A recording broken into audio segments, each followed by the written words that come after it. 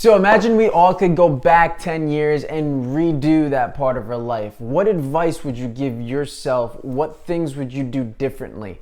That's what this video is about. It's me giving myself advice, the lessons that I learned that have to do with money, mindset, and relationships. And at the end of the video, I'm going to share with you the noblest question that I think you should ask yourself. So there's 4 categories I'd give myself advice on. The first one would be mindset. The second one is relationship with self. The third is relationship with others.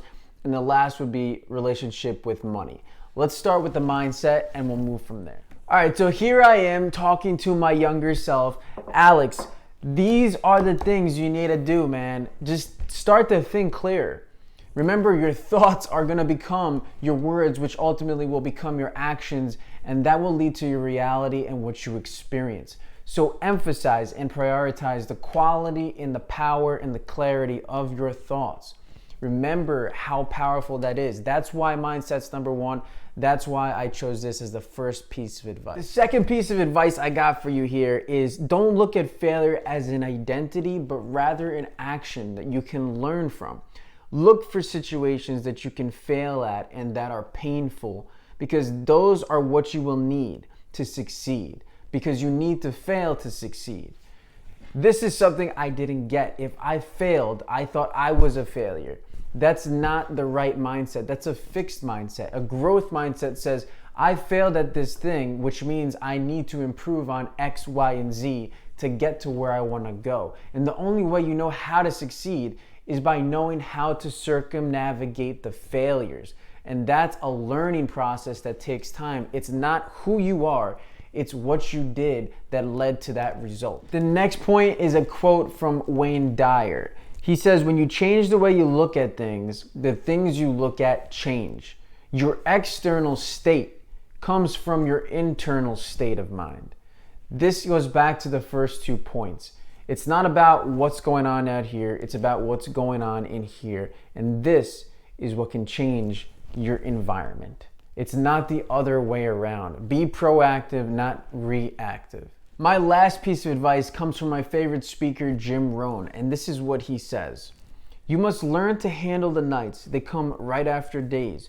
You must learn to handle difficulties. It comes right after opportunity. You must learn to handle recessions. They always follow progressions. Remember to be prepared for what is to come. Do not get overjoyous with your successes that you forget to protect what you have and then lose it all. And also, when you're down in a depression, when you are in dark days, do not forget the joyous days, and remember that you will come out of it. Everything is temporary. Next category, relationship with self. The advice I give you in this category is self-mastery and self-discipline are the foundation of good relationships with others. Complete self-respect comes from dominion over self. When you can conquer the difficulties that you struggle with, you can then help others conquer their difficulties. It goes back to the thing in the airplane where they say, put that oxygen mask on yourself first before you help somebody else. Otherwise, you're going to help somebody in the process of hurting yourself, and that's going to be no good for anyone. Number 2, become the type of person you want to be surrounded by. If you look up to somebody and you say, wow, I wish I had this, I wish I could do that, look to try to accomplish these things yourself. And in the process of doing that, you will become a different person and therefore attract a person that is similar to you.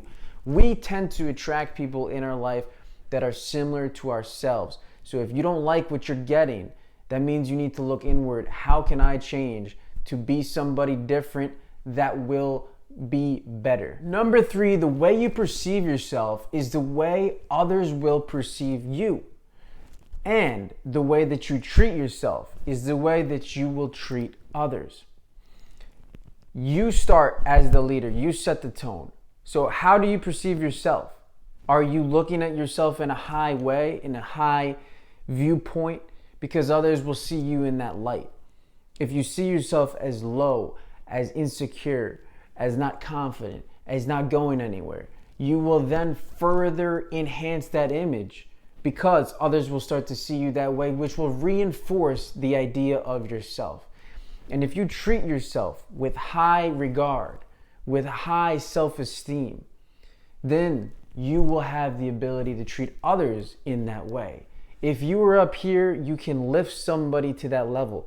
But if you are down here, you cannot take somebody here and bring them to where you are. You are only going to treat them at the level that you treat yourself. The last piece of advice in this category has to do with decision making.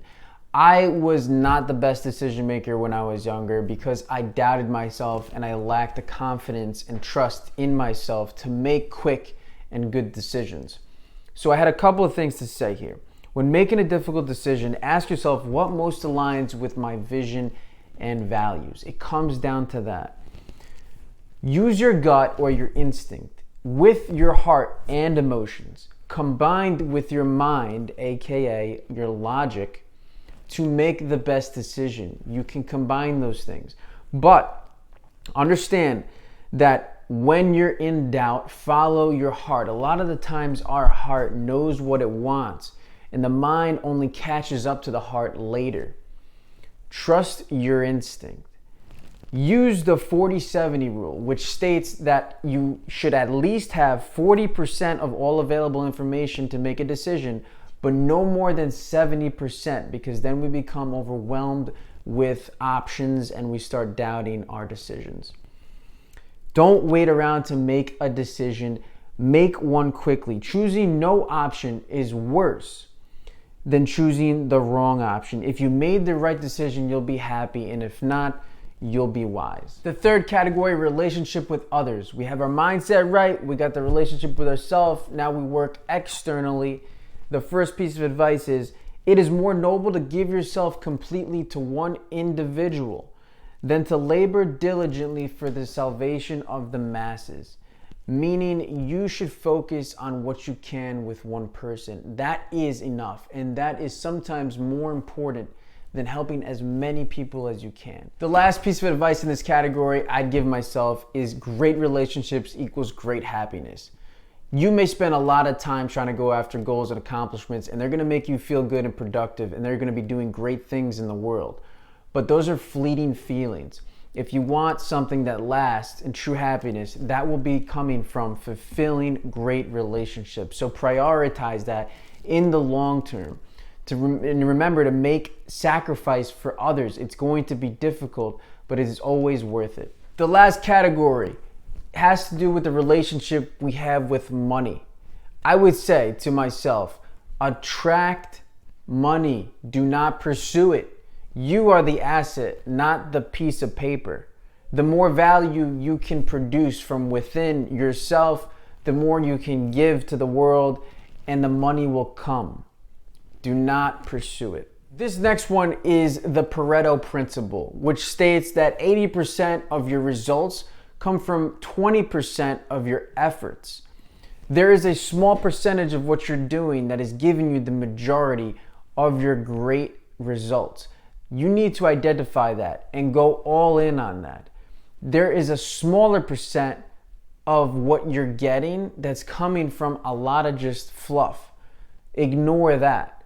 Focus on the 20% that leads to all or the majority of the good stuff. The last piece of advice when it comes to money and finances is the majority of people are doing the wrong thing.